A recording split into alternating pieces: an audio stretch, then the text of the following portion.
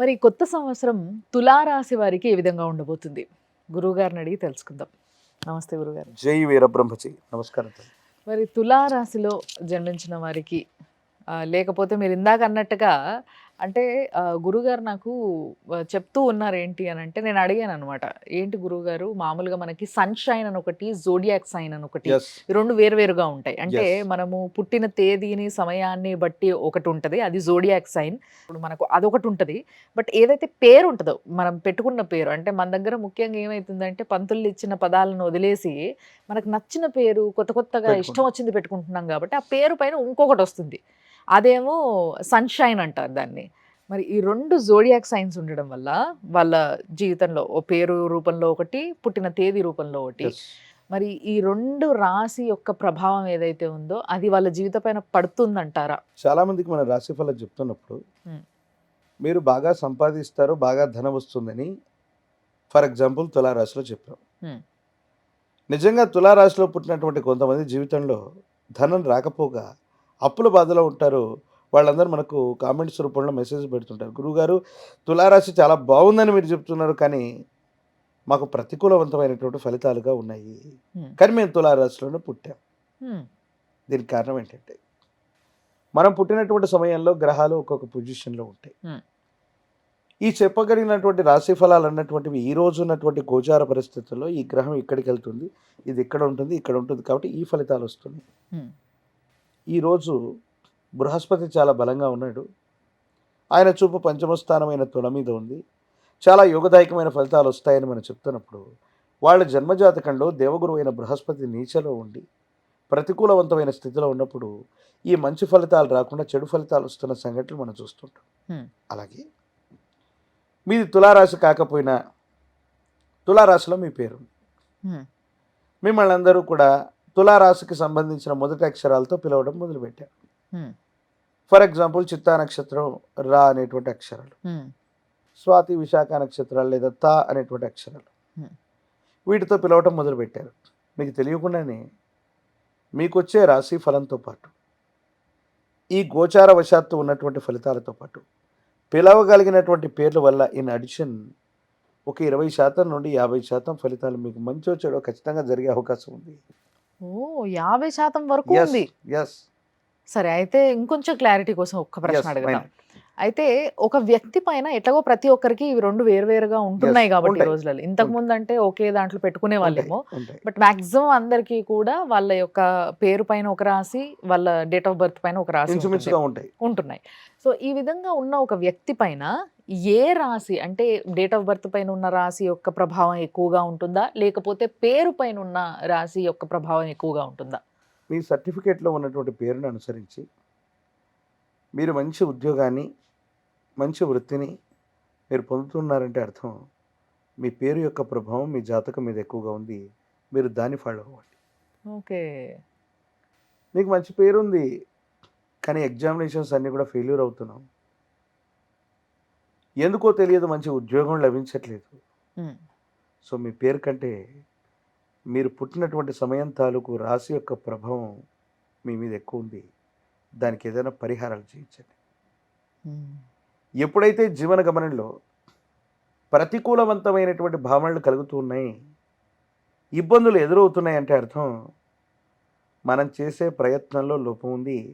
ఆ లోపం ఏంటంటే మన పేరు అవ్వచ్చు, నామనక్షత్రం అవ్వచ్చు, లేదా జన్మ నక్షత్రం అవ్వచ్చు. ఈ రెండే కారణమవుతున్నాయి. మీరు హుహు. ఏ రోజు పుట్టారో, ఏ నక్షత్రంలో పుట్టారో పక్కన పెడితే, మీరు రాసినటువంటి ప్రతి టెస్ట్ పాస్ అవుతున్నారు అంటే మీ పేరులో బలం ఉంది. ఓకే. మీ పేరుకు చాలా సులభంగా అవకాశాలు కలిసొస్తున్నాయి. ఉద్యోగం లభిస్తుంది. లేకపోతే వృత్తి, వ్యాపారం చేస్తున్నారు. ఆర్థికంగా బలంగా ఉంటున్నారు అంటే అర్థమేంటి? మీ పేరు యొక్క ప్రభావం అన్నటువంటిది రాశి ఫలాన్ని కూడా డామినేట్ చేసేటువంటి పరిస్థితిలో. ఓహోహో! సో, దీని యొక్క ప్రభావం అనేటువంటి సమాంతరంగా దానికి ఎక్కువగా ఉంది. హ్మ్. రాశి ఫలంలో జరిగేటువంటి కొన్ని ఇబ్బందులు మీ జీవితంలో ఉండొచ్చు. కానీ మీ పేరుకున్నటువంటి ఈ తీక్షణమైనటువంటి పవర్ వల్ల దాన్ని కూడా అధిగమించి విశేషవంతమైన పరిస్థితిని ఇస్తుంది. సో, మీ జన్మజాతకాన్ని అనుసరించి లేదా మీ పేరును అనుసరించి సర్టిఫికేట్‌లో ఉన్నటువంటి పేరు మీకు అనేక విజయాలకు కారణమవుతుంటే సర్టిఫికేట్లో ఉన్న పేరునే మీరు ఫాలో అయిపోండి. అయితే దానివల్ల ఖచ్చితమైన ఫలితాలే ఎక్కువగా వస్తాయి. అయితే ఈ పేరు అనేది పెట్టుకునేది పిలవడానికి. అంటే పిలిసే విధానంలో ఈ రోజులలో చాలామంది పిల్లల్ని అంటే ఒక పేరు పెడతారు. కానీ ఇంట్లో బుజ్జి, తల్లి, ఇంకోటి ఏవో అన్ని నిక్‌నేమ్స్ ఉంటాయి. యెస్. వీటితో ఎక్కువ పిలిచేస్తుంటారు. యెస్. బయటకెళ్ళినప్పుడు మీరన్నట్టుగా ఓన్లీ సర్టిఫికేట్‌కి మాత్రమే అంకితం అయ్యే పేర్లేమో పెట్టుకుంటారు. యెస్. బట్ పిలవడం వేరే. నిక్‌నేమ్స్. ఇది ఏ విధంగా ఎఫెక్ట్ ఇస్తదంటారు మరి? నిక్‌నేమ్స్ పిలవడం కూడా కొన్ని ప్రమాదాలకు కూడా కారణమవుతుంది. హుహు. చంటి, బంటి, నాని, బుజ్జి ఇలాంటి పేర్లు మనం పిలుచుకుంటూ ఉంటాం. హ్మ్. కొంతమంది అలా ఉన్నటువంటి వాళ్ళు చాలా గొప్పవాళ్ళైన వాళ్ళు ఉన్నారు. హ్మ్. అలా పిలవటం వల్ల వాళ్ళకున్నటువంటి ఆ పవర్ తగ్గిపోయి, హ్మ్. సామర్థ్యం తగ్గిపోయి, ఏ పని చేయక, చదువుకోక, నిద్రాహారాలు మానేసి, విచిత్రంగా ఉన్నటువంటి వాళ్ళు కూడా చాలామంది ఉన్నారు. అంటే కొన్ని శబ్దాలు కలిస్తే అక్షరాలవుతాయి. కొన్ని అక్షరాలు కలిస్తే పదాలవుతాయి. కొన్ని పదాలు కలిస్తే వాక్యాలవుతాయి. ఇది వ్యాకరణానికి సంబంధించింది. కొన్ని శబ్దాల యొక్క పరంపరే మన యొక్క పేరు. దాంట్లో నెగెటివ్, పాజిటివ్స్ ఉంటాయి. పాజిటివ్ ఉన్నటువంటి సౌండ్స్ కొన్ని ఉంటాయి. నెగెటివ్ ఉన్నటువంటి సౌండ్స్ కొన్ని ఉంటాయి. నెగెటివ్ సౌండ్స్ గనక ఉన్నట్టయితే మన జాతకం ఎంత గొప్పగా ఉన్నా, ఎన్ని సానుకూలవంతమైన పరిస్థితులు ఉన్నా, అక్కడి దాకా వెళతాం. దాన్ని అందుకోలేక మళ్ళీ వెనక్కొస్తాం. హ్మ్. కాబట్టి జీవితంలో మంచి పేరును పెట్టుకోవడం కూడా చాలా అవసరం. చాలా అవసరం అన్న విషయం నాకు మీరు చెప్పిన తర్వాత బాగా అర్థమైంది. కాబట్టి ఏదో ట్రెండ్‌కి తగ్గట్టుగా పేర్లు యెస్. పెట్టేసుకుందామని మాత్రం ఆలోచించకండి ప్లీజ్. దయచేసి మంచి పాజిటివ్ సౌండ్ ఉన్న యెస్. ఒక మంచి పేరుని పెట్టండి మీ పిల్లలకి. వచ్చే తరాలన్నా చాలా అద్భుతంగా ఉంటాయి. మరి మూవింగ్ టు తులారాశి గురువుగారు. యెస్. తులారాశి వారికి ఈ సంవత్సరం ఏ విధంగా ఉండబోతుంది? శివాయ బ్రహ్మణే నమ. వీరబ్రహ్మేంద్ర స్వామిని నమో నమ. జై వీరబ్రహ్మ జై గోవిందమాంబ జై. ఓం హ్రీం క్లీం శ్రీం శివాయ బ్రహ్మణే నమ. వచ్చినటువంటి ఫలితం 4. ఇది కూడా రాహు ఫలితం. కానీ తులారాశి వారికి ఎందుకో తెలీదు, అదృష్టం పట్టినట్టుగా గడిచిన కొన్ని మాసాలు, సంవత్సరాలుగా విచిత్రవంతమైనటువంటి సందర్భంలో అనుకూలవంతమైన ఫలితాలు పొందుతున్నారు. ఆ పరంపర ఇంకా కొనసాగబోతుంది. బృహస్పతి యొక్క బలం కూడా మీకు యాడ్ అవ్వబోతుంది. రాహు సంబంధమైనటువంటి స్థితులు కూడా సానుకూలవంతం అవుతాయి. యోగదాయకమైనటువంటి ఫలితాలకి కారణమయ్యేటువంటి అవకాశం ఉంది. వృత్తి, ఉద్యోగం బాగుంటుంది. కుటుంబపరమైన అంశాలు అనుకూలంగా ఉన్నాయి.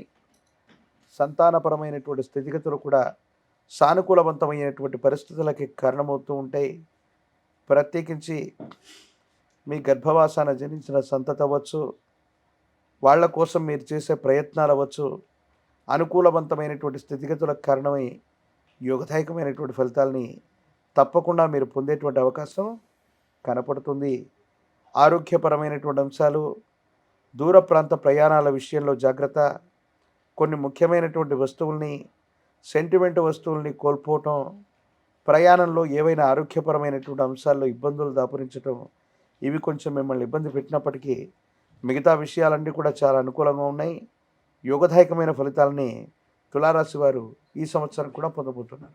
మరి పిల్లల విషయంలో ఎగ్జామ్స్ రాయబోతున్న పిల్లల విషయంలో ఏ విధంగా ఉండబోతుంది? పరీక్షలు రాస్తున్నటువంటి విద్యార్థులకి చక్కని ఏకాగ్రత కుదురుతుంది.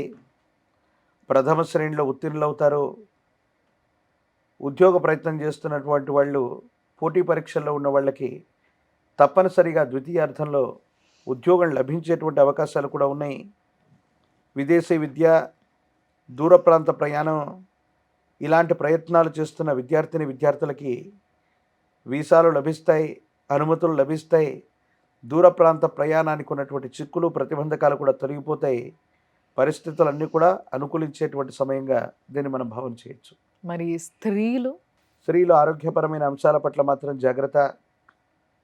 భార్యాభర్తల మధ్య కొన్ని విషయాల్లో అభిప్రాయ భేదాలు పొడచూపెట్టేటువంటి అవకాశం ఉంది.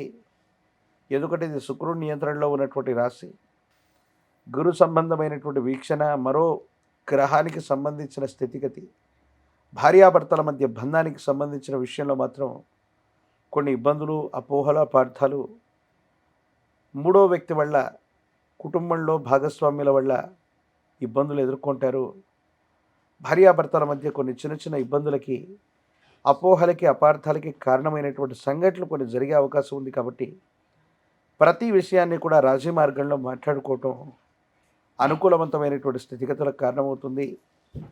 విరామము విశ్రాంతి లేకుండా ప్రయాణం చేయటం లేదా పని చేయటం వల్ల శరీరం అలసిపోవటం, ఆరోగ్యపరమైనటువంటి అంశాలని మీరు సరిగ్గా పట్టించుకోకపోవటం వల్ల ఉన్న ఫలంగా విశ్రాంతి తీసుకోవాల్సిన పరిస్థితులు వస్తూ ఉంటాయి. కాబట్టి ఆరోగ్యపరమైన అంశాలు, వ్యక్తిగతమైనటువంటి జీవితం, ఈ రెండింటి పట్ల జాగ్రత్తగా ఉండటం చెప్పదగిన సూచన.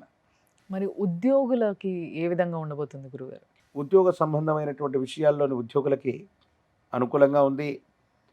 ప్రమోషన్స్ లభిస్తాయి, ఇంక్రిమెంట్లు లభిస్తాయి. మీరు చేసేటువంటి పనితీరు ఉన్నత ఉద్యోగులు, పై అధికారుల యొక్క ప్రశంసకి కారణమవటం, మీరు చేసే ప్రయత్నాలు సఫలీకృతమైనటువంటి స్థితిగతులకు కారణమై అనుకూలవంతంగా మారేటువంటి అవకాశం ఉంటుంది. యోగదాయకంగానే ఉంటాయనడంలో ఎటువంటి సందేహం లేదు. మరి తులారాశిలో ఉన్న రాజకీయ నాయకులు కొందరు ఉన్నారు. మరి వాళ్ళకి ఏ విధంగా ఉండబోతుంది ఈ సంవత్సరం? నిజంగా రాజయుగమే నడుస్తుంది వాళ్ళకి. మరిన్ని పదవులు వాళ్ళు చేపట్టగలుగుతారు.